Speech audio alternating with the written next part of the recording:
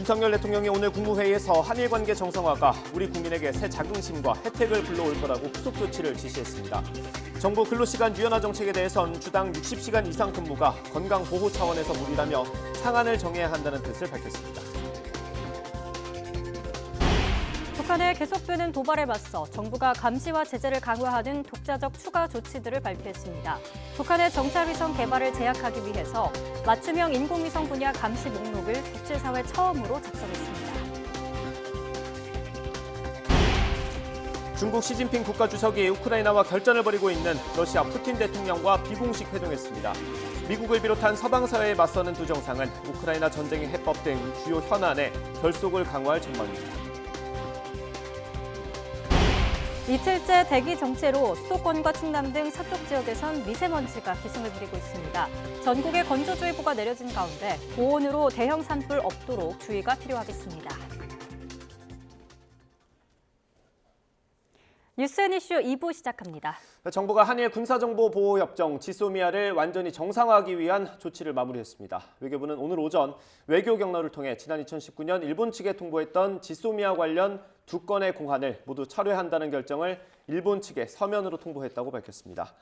앞서 일본은 우리 대법원의 강제징용 배상 판결 이후 2019년 한국에 수출 규제를 가했고 문재인 정부는 이에 대응해 일본의 지소미아 종료를 통보했다가 그 효력을 정지시켰습니다. 윤석열 대통령은 한일 관계와 관련해 이제 과거를 넘어서야 한다며 우리 정부가 이제 올바른 방향으로 나아가고 있다고 확신한다고 강조했습니다. 윤 대통령은 오늘 국무회의 모두 발언에서 취임 이후 존재마저 불투명해진 한일 관계의 정상화 방안을 고민하면서 출구가 없는 미로 속에 갇힌 기분이었다며 전임 문재인 정부가 수렁에 빠진 한일 관계를 그대로 방치했다며 비판했습니다. 자신 역시 눈앞의 정치적 이익을 위한 편한 길을 선택해 역대 최악의 한일 관계를 방치하는 대통령이 될 수 있었지만 적대적 민족주의와 반일 감정을 자극해 국내 정치에 활용한다면 대통령으로서 책무를 져버리는 거라 생각했다고 설명했습니다. 윤석열 대통령은 또 일본에 대한 우리 측 화이트리스트 복원을 위해 법적 절차에 착수하도록 선제적으로 지시할 거라고 밝혔습니다. 윤 대통령은 이번 한일 정상회담을 계기로 상호 화이트리스트 신속한 원상 회복을 위해 대화를 이어가기로 했다면서 이같이 말했습니다. 이번 회담에서 한일 군사정보보호협정 지소미아의 완전 정상화를 선언한 것과 관련해서는 한미일, 한일 군사정보협력을 강화하는 발판을 마련했다고 자평하면서 한일 중 3국 정상회의 재가동을 위해 함께 노력할 거라고 말했습니다. 일본의 집권 여당인 자민당의 의원이 식민지배에 대해서 더 이상 사과할 필요가 없다는 취지로 말했습니다. 도쿄에서 한일 정상회담이 있었던 지난 16일에 나온 발언입니다. 직접 들어보시죠. In the case of Germany's foreign policy, clear statements by German leaders accepting past bad behavior as historical fact seems to have helped Germany to strengthen ties with former victims of past aggression.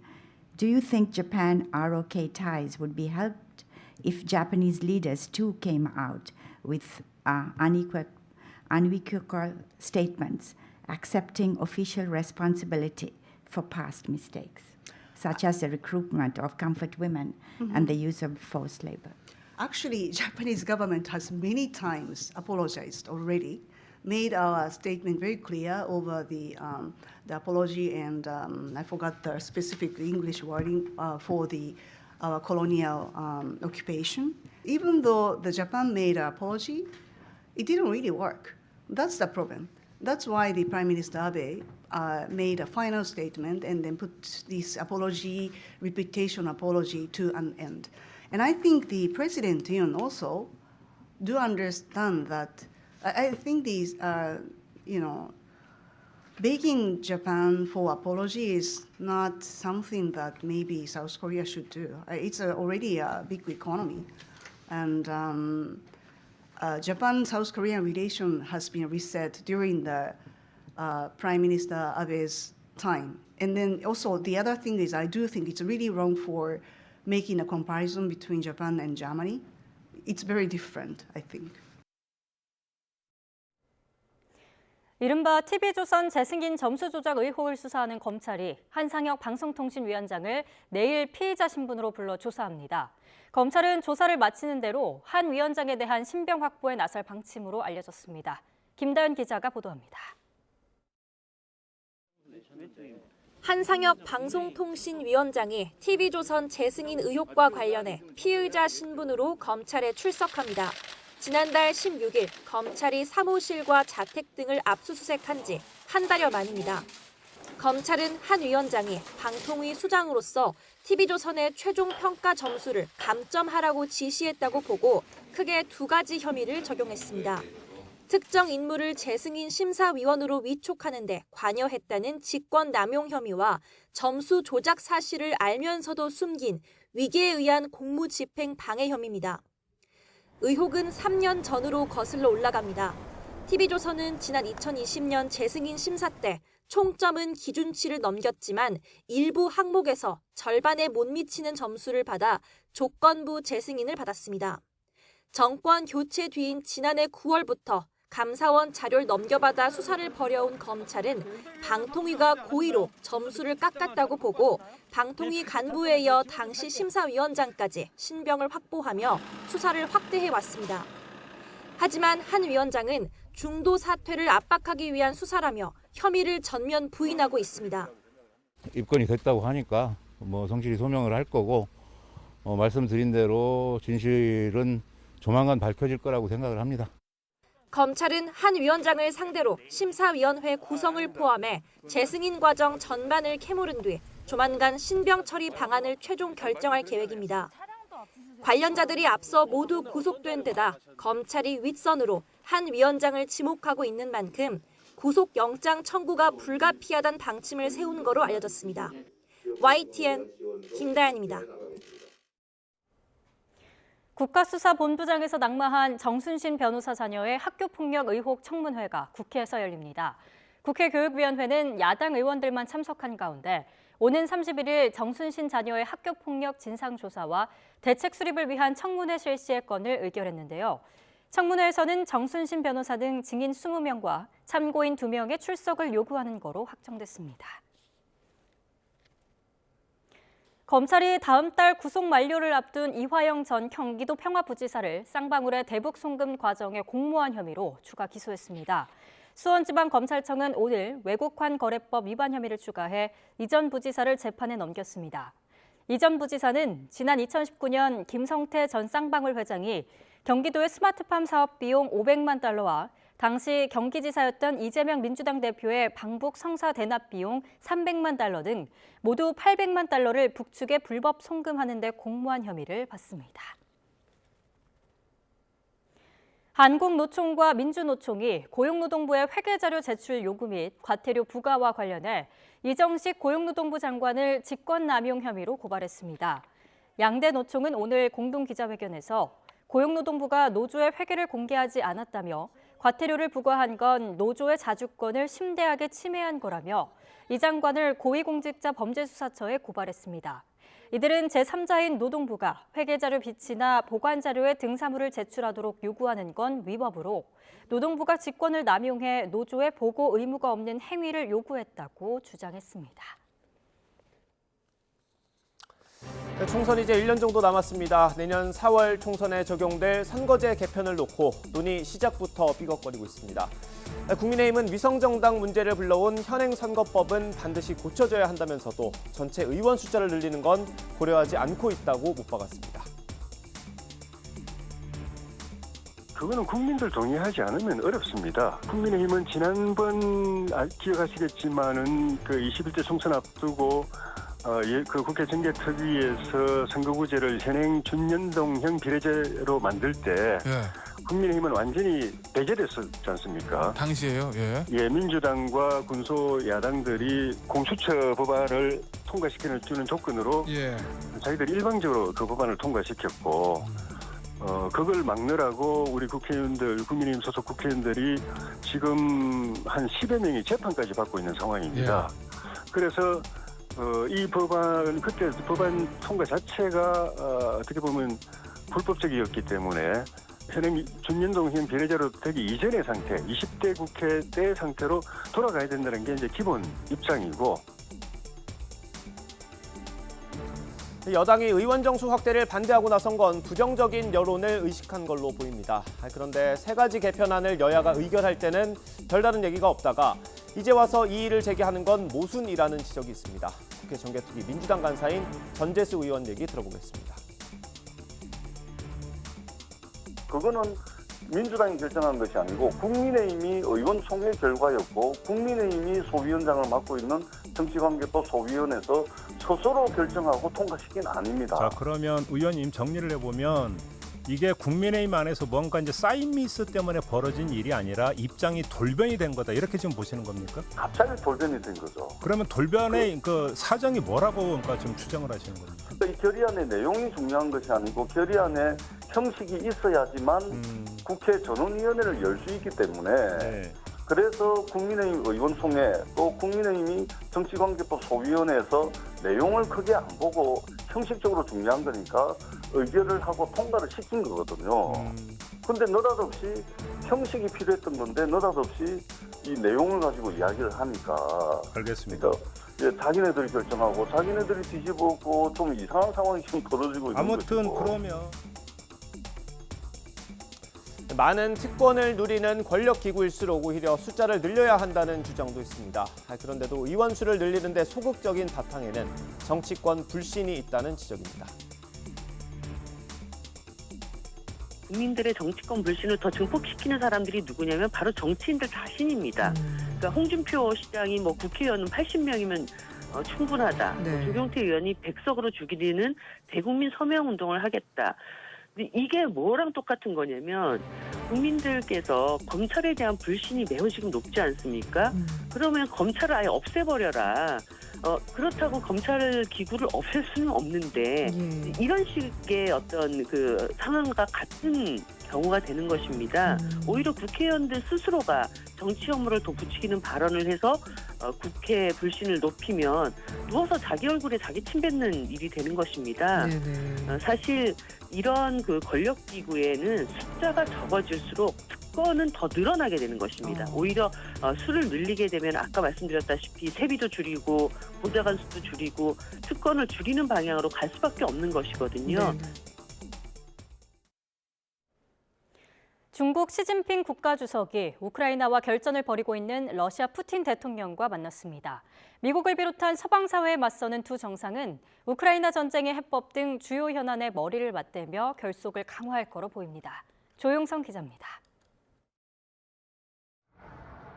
모스크바에 도착한 시진핑 주석은 곧바로 푸틴 대통령과 비공식 회동했습니다. 지난해 우크라이나 전쟁이 시작된 뒤 첫 러시아 방문이자 화상회담을 한 지 3개월 만입니다. 친애하는 친구라며 푸틴 대통령의 극진한 대접을 받은 시 주석은 양국 간 협력 관계를 바탕으로 국제 현안에 대해 논의했습니다. 我们愿意中俄之间的这种战略伙伴关系一方面的话呢维护国际公平正义一方面呢促进我们的国家的共同发展发展 특히 두 나라는 우크라이나 사태 해결 방안을 집중적으로 모색했습니다.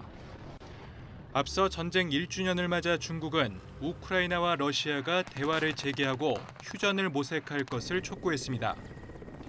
이에 러시아는 협상이 열려 있다며 중국과 긴밀히 상의한다는 입장입니다. ознакомились с вашими предложениями по урегулированию острого кризиса на Украине. 국제형사재판소가 푸틴 대통령의 체포영장을 발부한 지 며칠 만에 진행된 이번 방문으로 러시아는 서방 사회에 건재하다는 메시지를 보내는 동시에 세계 패권을 두고 미국과 경쟁하는 중국이 외교적 존재감 강화를 꾀한다는 분석이 나옵니다. They do want to affirm the strategic partnership with the Russian Federation to show that America's attempts to split the relationship and make the relationship costly for China will not work. 러시아에 중국이 무기를 제공할 수 있다는 관측도 있지만 서방과의 관계가 파탄에 이를 것을 고려해 우회로를 찾을 것이라는 전망도 나옵니다. 비슷한 목표와 공통의 관심사를 갖고 있다고 한 목소리로 말한 두 정상은 오늘 정상회담을 통해 경제 협력에 관한 공동선언을 할 예정입니다. YTN 조용성입니다. 시진핑 중국 국가주석과 블라디미르 푸틴 러시아 대통령의 우정은 10년 전으로 거슬러 올라갑니다. 서방의 압력에 맞서기 위한 전략적 우정이긴 하지만 성장 환경이나 통치 방식 등의 공통점이 많다는 평가가 나옵니다. 김선희 기자입니다. 지난 2013년 에이펙 정상회의에 참석한 시진핑 중국 국가주석과 푸틴 러시아 대통령. 회의가 끝나고 푸틴 대통령의 생일 파티가 즉석에서 열렸는데 두 정상은 보드카를 놓고 깊은 속마음을 털어놓은 것으로 전해집니다. 푸틴 대통령은 나중에 CCTV와의 인터뷰에서 다른 어떤 정상과도 그런 관계를 맺지 않았지만 시 주석과는 그렇게 했다며 당시를 회상했습니다. 푸틴 대통령의 이런 각별한 표현에 시 주석은 푸틴 대통령은 나의 가장 좋은, 가장 친한 친구라고 화답했습니다. 국제정세 전문가들은 당시 회동이 중국과 러시아 밀착의 시발점으로 보고 있습니다. 中俄对重大国际和地区问题的立场相同或相近，有着广泛的共同利益。我们决定要密切双方在国际、重大国际和地区事务中的协调和配合。 이들은 전략적 관계긴 하지만 이념이나 성장 환경, 통치 방식 등 비슷한 점이 많습니다. 우선 두 정상은 종신집권 체제 구축과 강력한 검열 제도 등 대표적인 권위주의 통치자로 꼽힙니다. 나이도 70대 초반으로 비슷한 데다 부친이 제2차 세계대전에 참전했고 젊은 시절 사회 혼란 속에서 역경을 극복한 것도 공통점입니다. 끈끈한 관계는 미국과 중국의 패권 다툼이 격화하고 우크라이나 전쟁이 터지는 등 국제 정세가 급변하며 더 돈독해지고 있습니다. Наших отношений занимает военное и военно-техническое сотрудничество, которое способствует обеспечению безопасности наших стран и поддержанию стабильности в ключевых регионах. Нацелены укреплять взаимодействие между вооруженными силами России и Китая. 두 정상은 지난 베이징 동계올림픽 개막식에서 무제한 협력 관계를 선언했습니다. 특히 시 주석은 푸틴 대통령과 손잡고 반미 동맹을 구심점으로 새로운 국제 질서 구축을 본격화하고 있다는 해석이 나오고 있습니다. YTN 김선희입니다. 미국 정부는 시진핑 중국 국가주석의 러시아 방문이 러시아의 전쟁 범죄를 외교적으로 덮어주는 거라며 규탄했습니다. 미국은 시진핑 주석이 푸틴 대통령에게 우크라이나에서 군대를 철수하도록 압박할 것을 촉구했습니다. 김태현 기자입니다. 국제형사재판소가 푸틴 대통령에게 체포영장을 발부한 직후에 이뤄진 시진핑 주석의 러시아 방문. 토니 블링컨 미 국무장관은 이 점을 들어 러시아의 범죄 행위에 대한 외교적 은닉이라고 비판했습니다. Suggests that China feels no responsibility to hold the Kremlin accountable for the atrocities committed in Ukraine, and instead of even condemning them, it would rather provide diplomatic cover for Russia to continue to commit those very crimes. 블링컨 장관은 시 주석이 정전 협상을 다시 강조할 것이라며 미국은 지속 가능한 평화를 위한 어떤 제안도 환영한다고 말했습니다. 그러나 우크라이나 전쟁을 끝내기 위한 핵심 요소는 영토와 주권 유지이며 이를 우선시하지 않는 계획은 전술적 지연이거나 부당한 결과를 조장하려는 시도일 뿐이라고 비판했습니다. 우크라이나에서 러시아군 철수를 포함하지 않는 정전은 러시아의 의도를 인정하는 것이라고 강조했습니다. 블링컨 장관은 이는 러시아의 추가 침공을 가능하게 할 것이라며 지속적인 대책이 없는 정전은 푸틴이 휴식을 취한 뒤 군을 재정비해 다시 전쟁을 벌이게 하는 것을 도울 뿐이라고 지적했습니다. 백악관도 별도 브리핑을 열어 푸틴 대통령이 우크라이나 전쟁을 멈추도록 시진핑 주석이 압박하기를 희망한다고 밝혔습니다. 존 커비 조정관은 중국의 휴전 제안을 거론하면서 주권과 영토 존중이 핵심이며 러시아군 철수가 필수적이라고 말했습니다. We encouraged President Xi to advocate for this exact essential key point, which must include the withdrawal of Russian forces from sovereign Ukrainian territory. 백악관은 러시아군을 우크라이나 영토에 남겨두는 휴전 요구에 대해 우려한다는 점을 거듭 강조했습니다. YTN 김태현입니다. 경영 위기에 처했던 크레딧 스위스를 UBS가 인수하기로 하면서 세계 금융시장은 일단 진정 기미를 보이고 있습니다. 하지만 위기설에 휩싸인 미국 퍼스트 리퍼블릭 은행 주가가 반토막 나는 등 불안은 지속되고 있습니다. 김진호 기자가 보도합니다. UBS가 크레딧 스위스를 인수하기로 하면서 한숨을 돌리게 된 유럽 주요국 증시는 일제히 상승 마감했습니다. 유럽발 호재에 투자 심리가 개선된 뉴욕 증시도 주요 지수 모두 오름세로 장을 마쳤습니다. Markets are up today more because of a relief rally than anything else.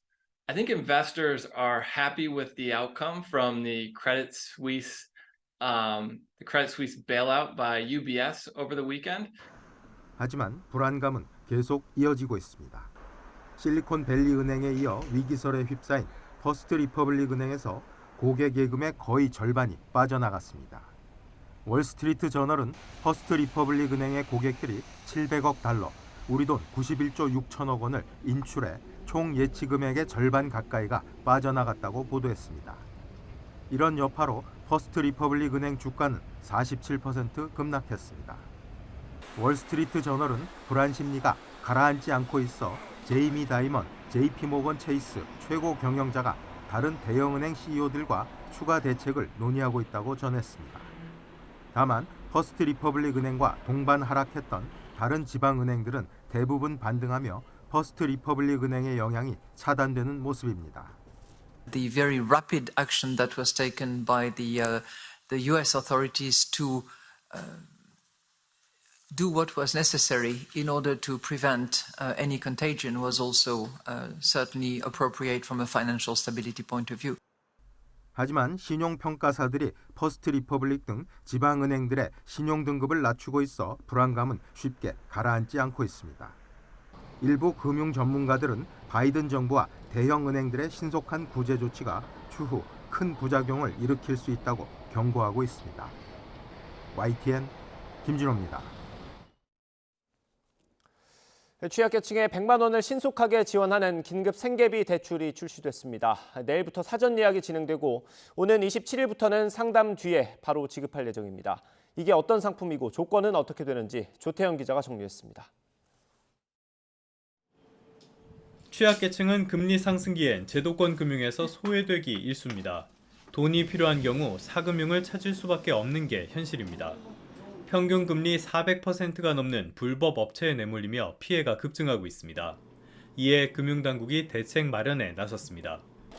급전이 필요한 취약계층을 위한 소액 생계비 대출을 새로 선보인 겁니다.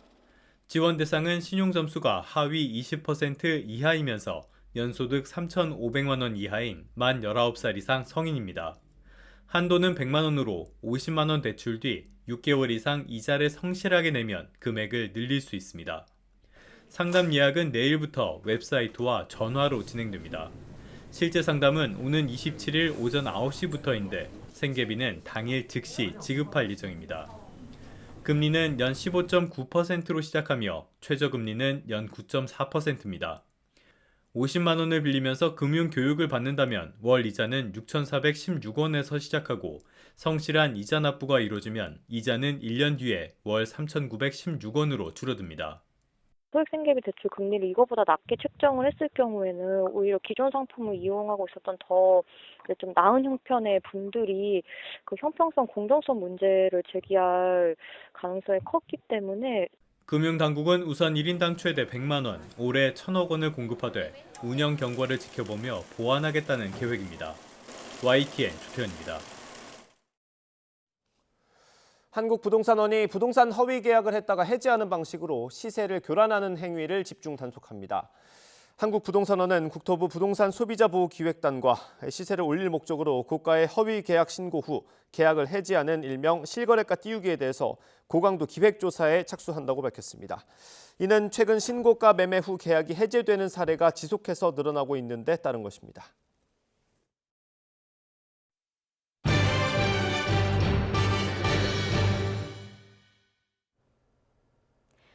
미세먼지 비상저감 조치는 해제됐지만 오늘도 초미세먼지가 기승을 부리고 있습니다. 취재기자 연결해 미세먼지 전망 짚어보겠습니다. 김민경 기자. 네, 김민경입니다. 네, 아직도 공기질이 좋지 않죠? 네, 오늘도 수도권과 충남, 전북 등 서쪽 지역을 중심으로 답답한 공기가 나타나고 있습니다. 특히 미세먼지보다는 호흡기에 더 안 좋은 초미세먼지 농도가 더 높은 상태인데요. 어제보다는 농도가 조금 낮아졌지만 서울이 36 마이크로그램, 경기도 46 마이크로그램, 충남 47 마이크로그램 등으로 공기가 좋은 날보다 2배에서 3배 정도 농도가 짙습니다. 우리나라가 이동성 고기압의 영향권에 놓이면서 대기가 정체돼 미세먼지가 빠져나가지 못하고 계속 축적되고 있기 때문입니다. 대중교통 마스크 착용 의무는 해제됐지만 호흡기 질환자나 노약자는 외출할 때 KF80 이상의 미세먼지용 마스크를 착용하는 게 좋습니다. 남부지방은 내일 오후부터 비가 내리면서 미세먼지가 해소되겠지만 수도권은 내일도 미세먼지 농도가 나쁨 수준까지 오를 전망입니다. 오늘이 낮과 밤의 길이가 같다는 춘분입니다. 기온이 크게 오른다고요?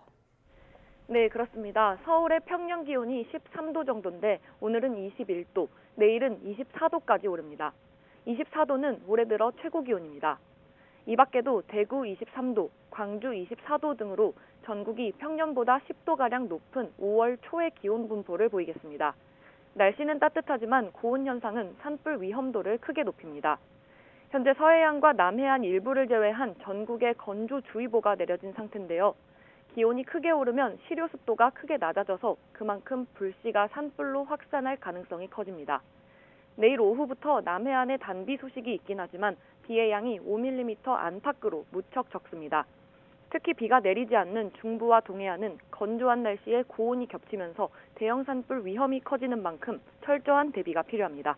지금까지 YTN 김민경입니다. 지난 2020년 입주민 폭행에 시달리던 경비원이 극단적 선택을 한 이를 계기로 업무 외 지시를 금지한 갑질방지법이 시행됐죠. 하지만 현장에서는 3개월짜리 이른바 쪼개기 계약으로 고용이 불안하고 직장 내 괴롭힘을 당해도 제대로 대응할 길이 없다는 목소리가 여전합니다. 김태현 기자입니다. 지난 13일 아파트 관리소장의 갑질에 시달렸다는 문자를 남기고 극단적 선택을 한 70대 경비원 박모 씨. 동료들은 관리소장이 박 씨를 숨지게 한 것이나 다름없다며 퇴진을 요구하고 나섰습니다. 관리소장은 유족에게 사죄하고 즉각 물러나라! 물러나라! 물러나라! 물러나라! 경비원들에 대한 갑질 논란은 어제 오늘의 일이 아닙니다. 지난 2020년에 서울 우이동에서 아파트 경비원이 입주민에게 폭행을 당하다 스스로 목숨을 끊은 사건이 주목받았고 이듬해 이른바 경비원 갑질방지법이 시행되는 계기가 됐습니다. 경비 업무에서 벗어나는 지시를 경비원들에게 내릴 수 없게 규정한 게 골자입니다. 하지만 경비업체들이 퇴직금을 주지 않으려 체결하는 1년 미만의 단기 계약, 쪼개기 계약 앞에선 갑질방지법도 무용지물입니다. 매년 재계약이 이루어지는 거라 경비원들은 항상 고용 불안에 처하게 되고 계약 때마다 절대적인 영향력을 행사하는 관리소장을 향해 문제를 제기하기도 쉽지 않습니다. 미용을 받은 사람들은 무조건 근로계약 만료라서 해고 통보가 그런 문자로 재계약을 안 해준다는 거예요. 그러니까 경비원들은 굉장히 불안하죠. 10년 동안 근무한 끝에 경비반장까지 됐던 박 씨 역시 3개월짜리 초단기 계약을 맺고 수습 경비원이 되면서 반장 자리를 잃었습니다. YTN이 확보한 녹취엔 관리소장이 박 씨 외에도 다른 경비반장을 바꾸라고 경비용역 업체에 요구하는 등 사실상 인사권을 행사하는 내용도 담겼습니다. 경비반장을 교체하라고 한 데가 작년 12월 말에 했는데 그러니까 내가 지시했잖아. 그럼 저 지시를 검사해도 된다는데요. 지금 움직이지 않고 있다 이 말이야. 아파트 관리업체 소속인 관리소장이 경비업체의 아래도급 직원인 경비원들에게 부당한 지시를 하더라도 직장 내 괴롭힘으로 처벌하기 어려운 것도 문제입니다. 고용노동부는 직장 내 괴롭힘은 같은 회사에 근무하는 직원들 사이에 성립한다고 보기 때문입니다. 그냥 경비 업무 외적인 지시뿐만 아니라 입주자나 관리소장, 관리주체의 괴롭힘 등도 지자체에서 보호할 수 있고 뭔가 과태료 처분까지 할 수 있도록 경찰과 노동당국은 숨진 박 씨가 일하던 아파트 관리사무소 등을 상대로 부당한 업무 지시나 불법 행위를 한 적이 있는지 조사하고 있습니다. 그러나 제도적 공백이 그대로면 경비원들은 사각지대에서 언제든 갑질에 노출될 거라는 우려도 가라앉지 않고 있습니다. YTN 김태원입니다. 청소년이나 아동들을 소규모로 보호하는 시설인 공동생활과정, 이른바 그룹홈의 원장이 아이들을 상습 학대한 혐의로 검찰에 넘겨졌습니다. 경기 부천 소사경찰서는 경기도의 한 그룹홈 원장 60대 여성 A씨를 아동학대 혐의로 지난해 12월 검찰에 송치했습니다. A씨는 폭언과 폭행, 감금 등 가혹행위가 없다고 주장했지만 경찰은 피해 아동들의 진술이나 증거 자료들을 분석한 결과 A씨의 혐의가 인정된다고 봤습니다. 넷플릭스 다큐멘터리 나는 신이다의 방송을 금지해달라며 법원에 가처분을 신청했던 종교단체 아가동산이 넷플릭스를 상대로는 가처분을 취하하고 제작에 참여한 문화방송과 담당 프로듀서를 상대로 한 가처분 신청만 유지했습니다. 아가동산과 교주 김기순 씨는 어제 소송 대리인을 통해 넷플릭스 코리아를 상대로 한 방송금지 가처분 신청은 취하한다는 신청서를 서울중앙지방법원에 제출했는데요. 이에 따라 만일 법원이 문화방송과 담당 프로듀서에 대한 방송금지 가처분 신청을 받아들이더라도 방영권을 가진 넷플릭스가 이를 강제할 수단은 없어서 현실적으로 방영이 중단되기는 어렵게 됐습니다. 징용을 둘러싼 한일 관계 문제로 지난 1998년 김대중 오부치 담화가 다시 관심을 끌고 있습니다. 내년이면 고 김대중 대통령이 태어난 지 100년이 되는데요. 학술대회와 콘서트 등 다채로운 기념 행사가 준비되고 있습니다. 김범환 기자입니다. 5번의 죽을 고비를 넘긴 대한민국 제15대 대통령 김대중. 김대중 대통령은 취임하자마자 IMF 외환 위기를 극복한 데에 이어 햇볕 정책으로 한반도에 평화 분위기를 조성한 공로를 인정받아 노벨 평화상을 받았습니다. 광주에서는 지난 2006년 노벨 평화상 수상자 정상회의도 열렸습니다. I believe that democracy is the absolute value that makes for human dignity, as well as the only road to sustained economic development and social justice. Without democracy, the market economy cannot blossom. 뜨거웠던 여름, 김대중 대통령이 서거한 지 올해로 14년이 됐습니다. 김대중 대통령의 이름을 번떠 지어진 컨벤션 센터입니다. 센터 앞에는 기념 조형물이 세워져 있는데요. 내년 1월 6일은 김대중 대통령 탄생 100주년 기념일입니다. 김대중 대통령 탄생 100주년을 앞두고 올해부터 본격적인 기념 행사가 개최됩니다. 먼저 오는 9월에는 연세대학교에서 넬슨 만델라, 빌리 브란트 재단과 함께 김대중 정신을 기리는 학술대회가 열립니다. 하이도 생가가 있는 신안군도 전라남도와 함께 목포 김대중 노벨 평화상 기념관에서 포럼을 준비하고 있습니다.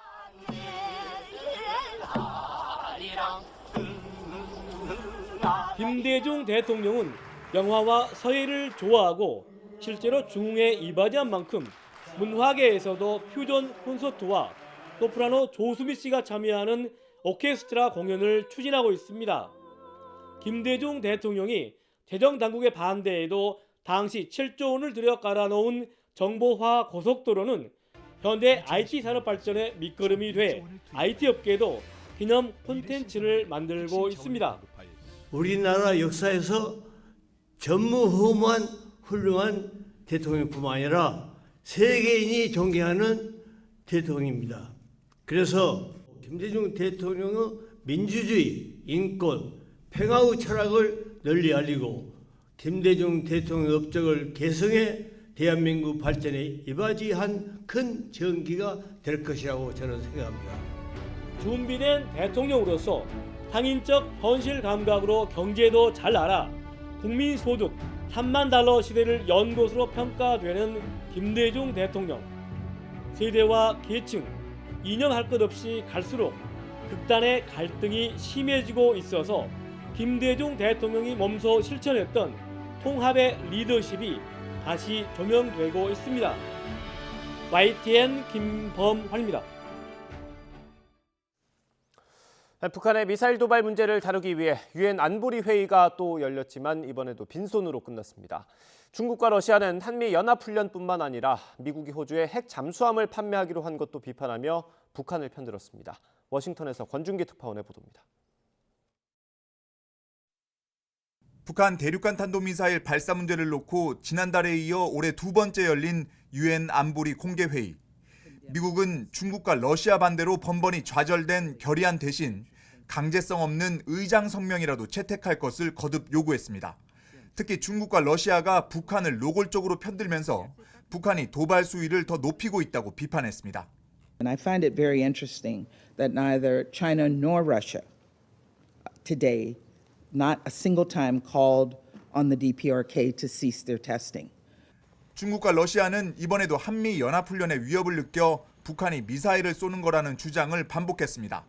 더 나아가 미국이 호주에 핵 잠수함을 판매하기로 한 건 핵 비확산 원칙 위반이라며 역공을 폈습니다. Practice of double standard that has seriously undermined the credibility of the Security Council. The nuclear submarine cooperation by the United States and the rest of the trio. 미국을 비롯한 서방 국가들은 한미 연합훈련은 방어 목적으로 문제될 게 없고 오커스의 핵 잠수함 문제도 핵 비확산 규정을 준수하고 있다고 재반박했습니다. 이해 당사국 자격으로 회의에 참석한 우리나라는 명백한 안보리 위반에도 아무런 손을 쓰지 못하는 안보리를 북한이 조롱하고 있는 거라고 지적했습니다. Pyongyang's belligerent policy, menace of the functioning of the Security Council, and brazen mockery of the UN itself must finally come to an end. 하지만 이번에도 상임이사국인 중국과 러시아의 비토권에 가로막힌 안보리는 아무런 결론 없이 회의를 마쳤습니다. 강제성 있는 결의안도 아닌 의장 성명 채택마저 무기력하게 좌절되면서 북한 문제에 있어 유엔 안보리 무용론은 더욱 거세질 것으로 보입니다. 워싱턴에서 YTN 권준기입니다. 우리 정부가 북한의 계속되는 도발에 대응해서 북한의 핵미사일 개발과 대북 제재 회피에 관여한 개인과 기관에 대해서 독자적 대북 제재를 추가하고 인공위성 개발에 대한 감시를 강화하는 조치를 내놨습니다.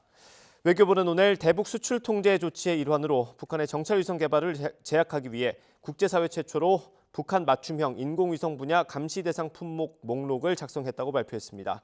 이와 함께 북한 리영길 노동당 군정비서, 김수길 전 총정치국장 등 개인 4명과 북한 중앙검찰소, 베이징 숙박소, 철산무역 등 기관 6곳을 제재 대상으로 추가로 지정했습니다.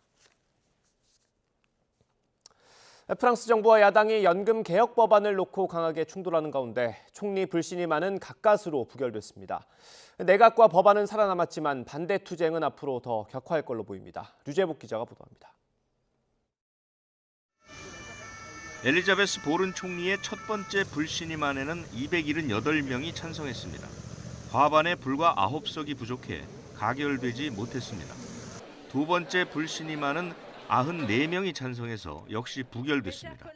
Projet de loi de financement rectificatif de la sécurité sociale pour 2023, compte tenu du texte de la commission mixte paritaire modifié par l'amendement déposé par le gouvernement, est considéré comme adopté. 이에 따라 연금 개혁 법안은 효력을 유지할 수 있게 됐고 보른 총리와 내각 역시 해산을 면하게 됐습니다. 불신임안은 프랑스 정부가 하원 표결을 건너뛴 채 연금 개혁 법안을 통과시키자 이에 반발한 야권이 제출했습니다. 연금 개혁 법안은 정년을 62살에서 64살로 2년 연장하는 내용이 담겨 있어서 노조와 야권의 반대를 불러왔습니다. Ça veut donc dire que même si mathématiquement le résultat ils peuvent s'en réjouir, politiquement ils ne peuvent pas s'en réjouir. 정부의 연금 개혁법 추진에 반발한 연합노조의 시위는 갈수록 격렬해지고 있습니다. 8개 노조의 무기한 파업으로 국가 기능 역시 점차 마비되고 있습니다. L'opinion publique a une très large majorité et contre sa régression sociale, là, cette réforme des retraites. Et il faut maintenant qu'il entende les salariés et le peuple de France. Il faut retirer ce projet. 마크론 대통령의 재선 간판 공약이던 연금 개혁 법안이 가까스로 통과됐지만 국민 갈등의 골은 더욱 깊어지고 있습니다. YTN 유재복입니다. 이스라엘 우파 연정의 사법정비 입법에 대한 반발이 확산하는 가운데 국방부 장관이 사법정비안 절충이 이루어지지 않으면 사임하겠다는 뜻을 밝혔습니다. 요아브 갈란트 이스라엘 국방부 장관은 최근 네타냐후 총리에게 사법정비 입법이 현재안대로 계속 추진되면 장관직을 수행하기 어렵다고 밝혔습니다. 이스라엘 집권 연정 내부에서 사법부 무력화 입법을 문제 삼아 사임 의사를 밝힌 건 갈란트 장관이 처음이어서 그 파장이 주목됩니다. 기시다 일본 총리가 오늘 우크라이나를 방문해 볼로디미르 젤렌스키 대통령과 정상회담을 할 거라고 NHK와 교도통신이 일본 정부와 여당 관계자를 인용해 보도했습니다. 인도를 방문한 기시다 총리는 오늘 오후 귀국할 예정이었지만 전세기를 타고 폴란드로 향했습니다. NHK는 기시다 총리가 일본 시각 오늘 오전 9시 반쯤 폴란드 프셰미실에서 우크라이나로 향하는 열차에 오르는 모습을 기자가 확인했다고 전했습니다. 기시다 총리는 폴란드에서 기차편으로 우크라이나 수도 키이우에 도착한 뒤 곧바로 젤렌스키 대통령과 회담할 것으로 예상됩니다.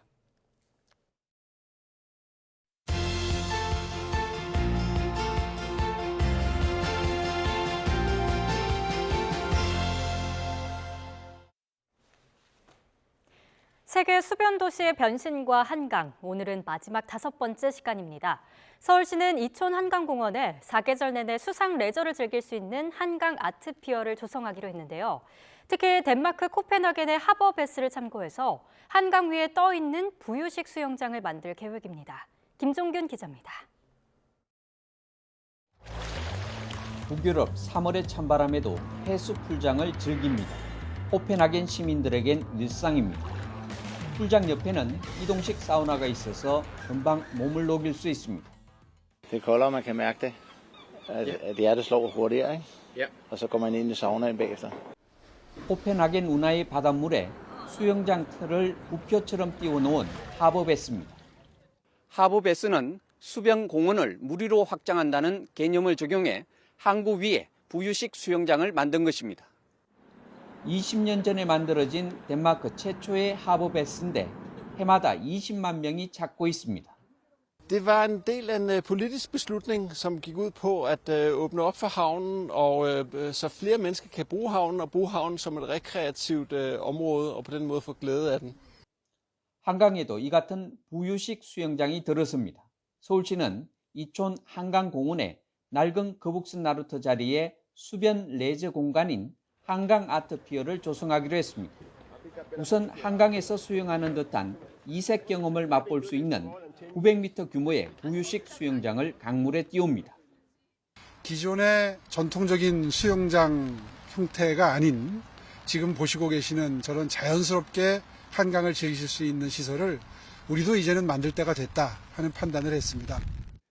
선박 계류시설, 공연장, 전시 공간도 포함해 문화, 예술, 레저가 어우러진 복합 마리나 시설로 꾸밀 계획입니다. 오는 2026년 개장이 목표입니다. 서울시는 이 같은 마리나 시설을 한강에 단계적으로 확충해 시민들이 한강을 보다 친근하고 다채롭게 즐길 수 있도록 할 방침입니다. 코펜하겐에서 YTN 김준규입니다. A매치 2연전을 위해 귀국한 손흥민이 클린스만 감독과 함께하는 소감을 밝혔습니다.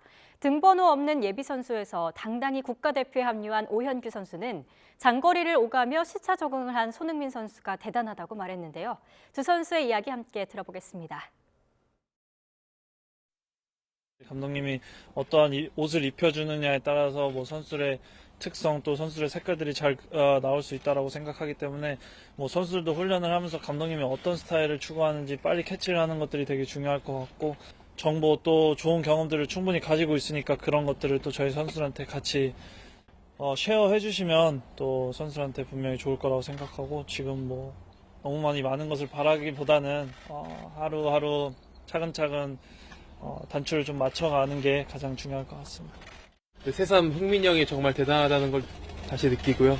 전 고작 한 번 했는데 이렇게 힘든 걸 흥민이 형은 지금 몇 년째 이렇게 하고 계시는 걸 제가 정말 대단하다고 다시 한번 느끼게 됐습니다. 하트 형이 잘 챙겨주냐고.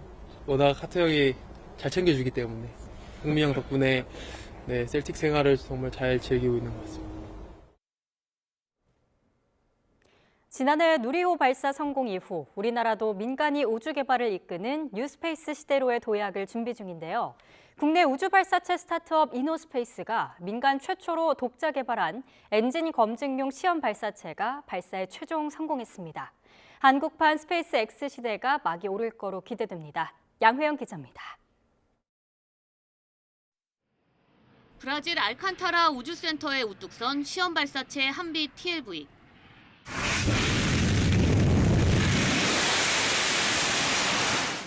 불꽃을 내뿜으며 하늘로 솟아오릅니다. 국내 민간 기업이 독자 개발한 시험 발사체로는 최초로 발사에 성공한 겁니다. 한비 TLV는 점화 후 106초 동안 안정적으로 연소한 뒤 4분 33초 동안 비행한 후 안전구역 내에 정상 낙하했습니다. 엔진의 어떤 이상현상에 의해서 118초 이전에 중단된 것이 아니라 모든 연료 산화제를 소진한 이후에 안정적으로 종단이 되었기 때문에 엔진의 성능 측면에서는 연소 시간이 다소 줄었더라도 정상적인 작동을 완료를 했다 이렇게. 높이 16.3m, 무게 8.4톤의 한비 TLV는 1단형 시험 발사체로 독자 개발한 하이브리드 엔진이 실렸습니다. 액체 엔진이 탑재된 누리호와 달리 고체 연료와 액체 산화제를 이용한 방식으로 구조가 단순해 제작 기간이 짧고 추력 조절이 가능하다는 장점을 가졌습니다. 액체 로켓 대비 단순한 구조를 가지고 있기 때문에 단기간에 개발이 가능하다는 점이 하나 있고, 저희가 사용하고 있는 파라핀 연료는 폭발 위험이 없어서 안전하다라는 특징을 가지고 있습니다. 특히 이번 시험 발사체에는 모형 탑재체가 아닌 브라질 항공과학기술부가 자체 개발한 관성 항법 시스템 시스나브가 실렸는데, 비행 환경에서의 운용 데이터를 정상적으로 확보한 것이 확인됐습니다. 이노스페이스는 사전 5기 만에 한비 TLV 시험 발사에 성공하면서 국내 민간 기업으로는 처음으로 상업 발사 서비스의 첫 관문을 통과했습니다. 해외 기업들에 의해서 우리가 경쟁력이 높다라고 얘기할 수가 없고, 그 해외 시장에 쉽게 들어간다라고 얘기를 할 수가 없습니다. 그 생태계가 조성될 때까지는 정부의 역할이 좀 필요합니다. 이번 시험 발사에 성공한 이노스페이스는 50kg급 위성을 500km 상공까지 올릴 수 있는 2단형 발사체 한빛 나노 개발을 올해 안에 완료하고 내년에 상업 발사 서비스를 시작할 계획입니다. YTN 사이언스 양회영입니다. 절기 충분히 오늘 낮 기온이 크게 오르며 따뜻한 봄 날씨가 이어지고 있습니다. 현재 서울 기온은 영상 18.6도까지 올라서 예년 기온은 5도나 크게 웃돌고 있는데요. 오늘 낮 동안에는 가벼운 옷차림으로 완연한 봄을 만끽해 보셔도 참 좋겠습니다. 자세한 미세먼지 상황부터 살펴보도록 하겠습니다. 기온이 크게 오르면서 대부분 지역에서 대기질 보통 수준을 회복했습니다. 다만 서울 등 수도권 일부 지역만 아직 나쁨 수준을 보이는 곳이 있어 조금 더 주의가 필요합니다. 내일도 인천과 경기, 충청과 전북 지역에서 미세먼지 농도 나쁨 수준을 보일 전망이니까요. 계속해서 최신 미세먼지 정보를 잘 확인해 주시기 바랍니다. 또 오늘 건조한 날씨 속에 고온 현상이 이어지면서 산불 등 화재 위험성이 무척 큽니다.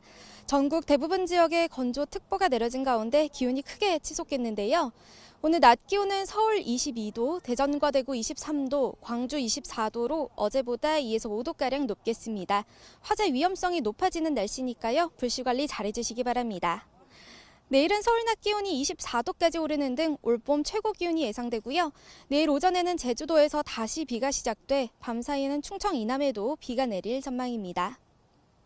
이렇게 낮 동안에는 따뜻하더라도 아침 저녁으로는 쌀쌀합니다. 환절기 옷차림과 건강 관리에 각별히 신경 써주시기 바랍니다. 지금까지 YTN 원희다입니다.